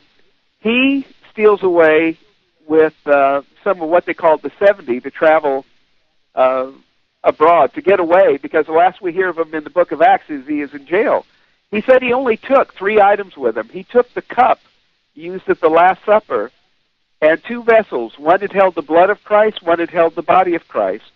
Now, the Sinden was passed back and forth between what they called the infidels and the Christians, and it wasn't necessarily fought over. The relic of the shroud was hidden in a wall in Edessa and only uncovered when the first one of the first Crusades knocked down a portion of that wall, and it was brought back to Lair in France by the Templar Knights. And they defended that for 125 years. That's fact. Now, the other thing was the Sudarium is in Oviedo, Spain.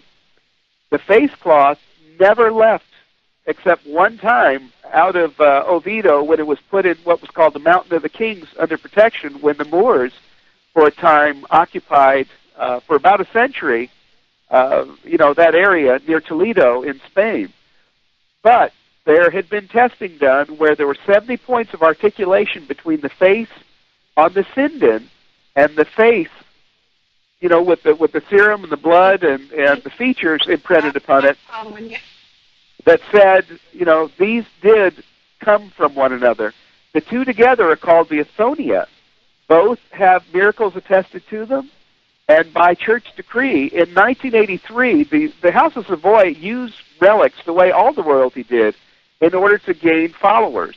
Right. When they came into ownership in the 12th century of that cloth, they maintained ownership until the 1940s. King Umberto abdicated the throne. He was the last of the House of Savoy because he had supported Mussolini in World War II, and the Republic of Italy came into being when the monarchy fell. Mm-hmm. So from 1983, when the church got it, to this day, they venerate this cloth. But what I honestly and truly believe is, someone was given the opportunity to try and come up with a copy. There were 40 to 50 copies of the shroud made so that other people would say, see, this is what it looks like. Right. But I believe that someone very famous in the last days of the 15th century actually is responsible for a photographic recreation of the shroud. And the method I described, later someone actually did and said, this is how I accomplished it. Mm-hmm. And my book, it's 240,000 words. Yes, it's huge. And yes, I'm probably better at educating than I am entertaining. But I do believe that this accounts for the fact that I think that is a photographic reproduction of the shroud. The true shroud exists, but it is kept under wraps, so to speak, in a place where the two pieces can never be reunited, because I believe that the Sudarium and the Sinden brought together, the Athonia, are the one and true Holy Grail and the only artifact that, in keeping them separate, the Templar Knights ever were accounted for as having had responsibility with. For 125 years, they controlled the shroud. Right. This has been fascinating. Your books, let's go down the list. If you tell them the names of the books, you can find them at bookstores, you can order them, you can get them online. Some of them are Kindled, right? You can download a Kindle type thing, which, again, I am so low tech, I wasn't able to do it. But The Shadow of the Thunderbirds, right? And The Track of Bigfoot, and which there's The Wake of the Lake Monster. They're the 3 cryptids trilogy. They are. And then the Chupacabra is a novella. And you've got the Shroud book, right? I do. Yeah, I can't bring that up. I'm looking for it, but I don't see it. No, it's okay. I do have a fifth novel. Okay. And just a quick story on that. It's a novel about who really wrote the works of Shakespeare, which has fascinated me for a long time, and I do believe that I have concrete evidence, only because there's a book and a painting that absolutely point to one another as to who it is. But the interesting thing about that is I wrote this novel, then I found out that the folks who put out Independence Day and Godzilla and Day After Tomorrow and 2012 were putting out a book or a movie on the same subject called Anonymous, and I thought, oh no, I got to get my book out, or they think I'm copying them. And then when I learned that the track they were going to go down, I said, oh, this is not going to work out. I don't even want my book associated with this. So I was waiting for them to put their movie out, and they realized that they couldn't take this tact either. And I didn't put my book out, didn't put it out, and then eventually, a few months back, in what we call Walmart, I'm sure you got it in England and all over the world, that movie went straight to video because of the horrible approach that they took. So my book is going to editing over the next month or so. But again, I consider myself a great researcher, but I'm definitely not the best writer, and somebody should stop me from writing 200,000 words or more. But I get impassioned about this stuff.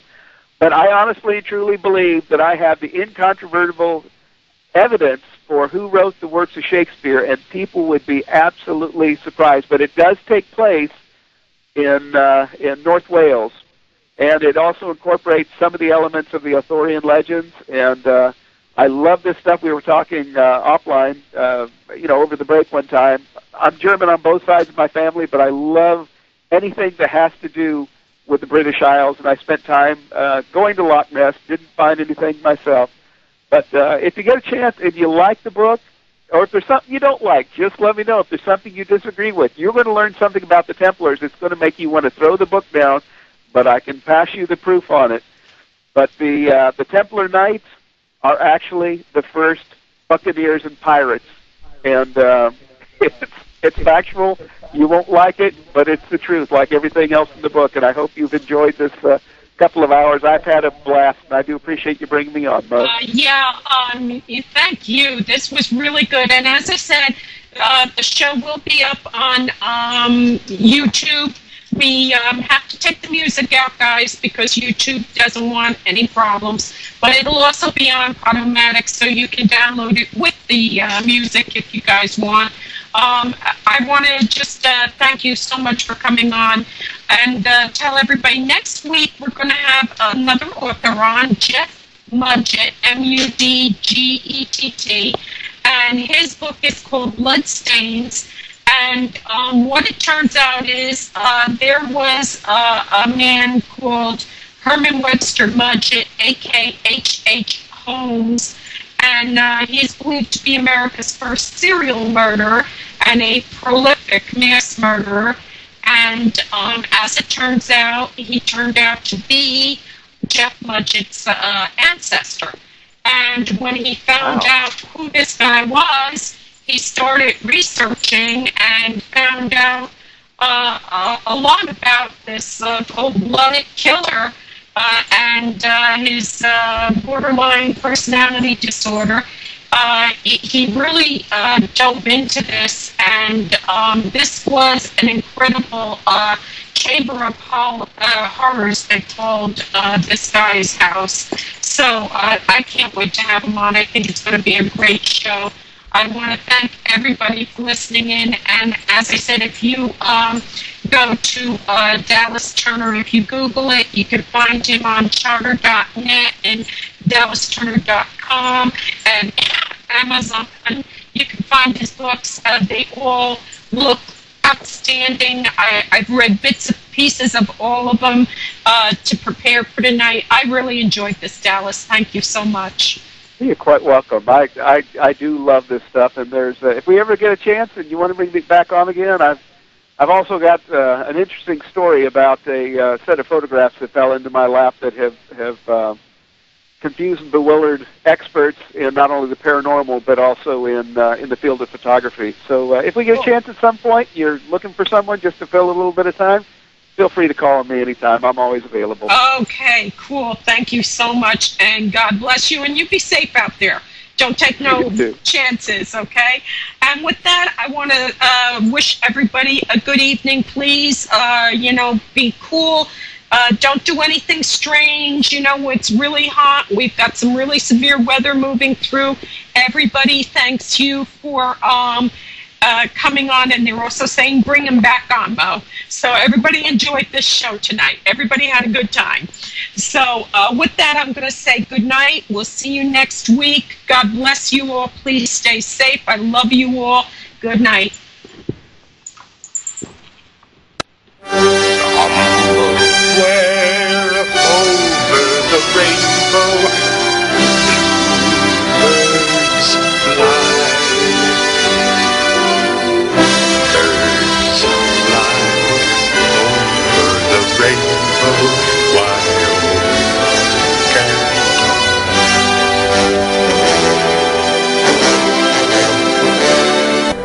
Thank you for visiting me at my lair. Moebanshees Lair is broadcast live on Tuesday evenings at 10 p.m. Eastern, 9 p.m. Central, 8 p.m. Mountain, 7 p.m. Pacific, and in the UK, 3 a.m. Wednesday mornings on www.gameconradio.com. You can listen to our recent recordings on Podomatic/Moebanshee. You can contact me at www.asylumsgate.com. Again, thank you for listening. God bless you and yours, and have a very cool day.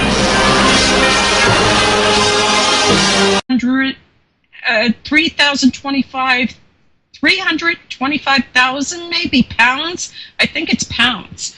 But it's up for sale, and it's a really cool, I love old cars, but there isn't a car on earth worth that kind of money. But if you could get a picture of it, it is really, it's a cool looking car, and it still has bullet holes from when he owned the car. An interesting fact about this car was during World War II, predating World War II, the president used the car because it was bulletproof. So that's pretty cool. I got crazy news, and it's a little weird. Mandates virtual pop-up store using VR goggles. Evidently, this guy in China has managed to make himself a girlfriend, a virtual girlfriend who follows him around. He used a bunch of game stuff, and however he did it, the cool thing is he doesn't have to play with himself anymore. But the really creepy thing is that, he's got this little sex slave that he hits on the head and does all kinds of weird stuff. And I posted it on Asylum's Gate if you want to go check it out. I think the guy needs to get out and meet real people. I don't know. Maybe it's just me. I'm going to bring our guest on, Dallas Tanner, an author, and I'm going to let him tell you about himself. He writes about different crypto type themes, but he does a lot of research. I mean, an extraordinary amount of fact is put into these stories that he creates. So, Dallas, welcome to the Lair. Well, thank you, Mo. I appreciate you inviting me on. That's good lead-in information as well. I can only second what you were saying with regard to being careful and being safe. I've done a lot of heavy research, not only going to musty old libraries and abbeys and things of that nature regarding the topics I write about, but mostly out into nature with regard to the subject matter, the cryptids that I write about. It is important when I speak to eyewitnesses, because I really haven't seen a whole lot of this myself, but to also understand and appreciate the hazards that are part and parcel of the areas you go to. I spend a lot of time at the Altamaha River down below Savannah, being in South Carolina, myself down in Georgia. And the interesting thing about the Altamaha, it is called the American Amazon. It has alligators, has pink dolphins, manatee, sturgeon, and something else that we'll talk about a bit later. But it's not a very safe or comfortable place to be, as beautiful as it happens to be, and always respect the area.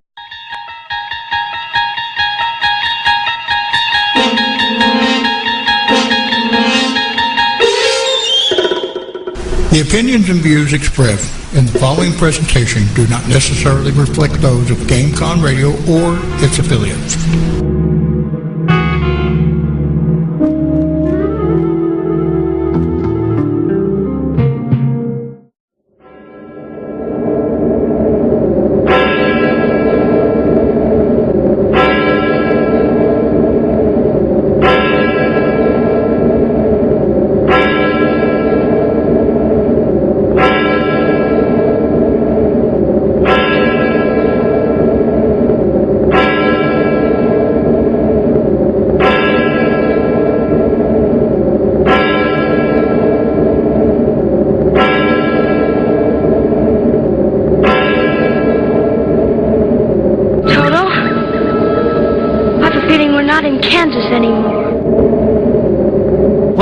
Moebanshees Lair, Visionary Talk Radio on GameConRadio.com. We rock your world.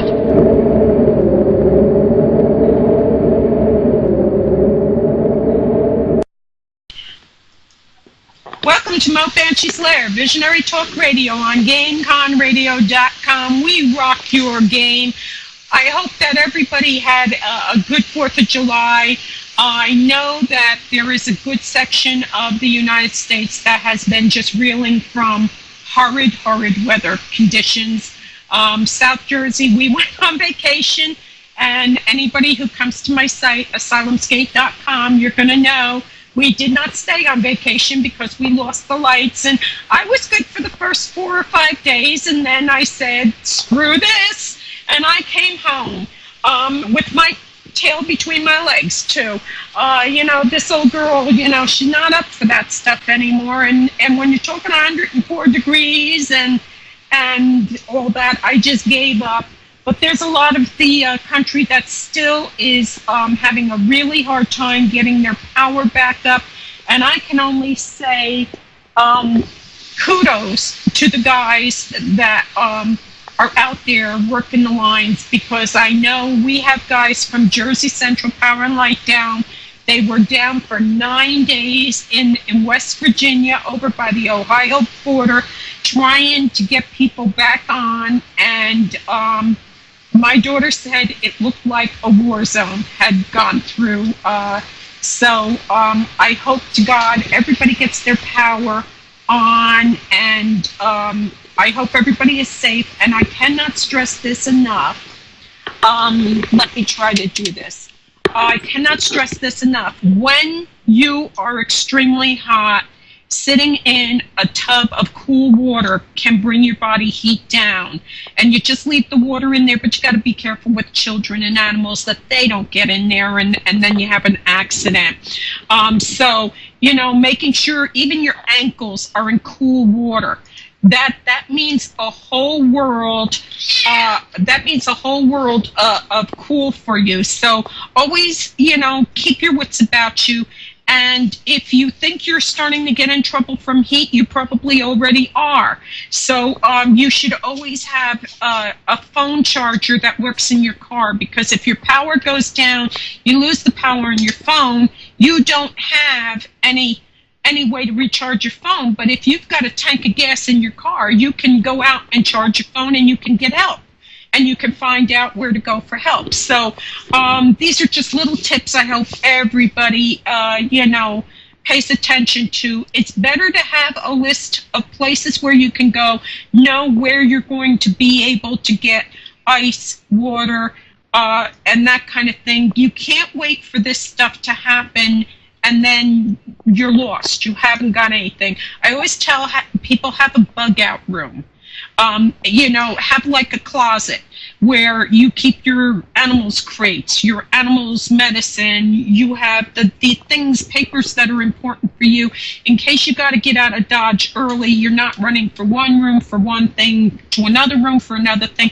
Always have this stuff where you can get a hold of it fast. because tornadoes aren't going to give you warnings, and heat waves and loss of power and that kind of things, floods, this stuff doesn't always give you a warning. So please, people, be prepared. Always be prepared. Keep a couple of jugs of water in your house just in case, so that you at least have a little bit of water. Okay?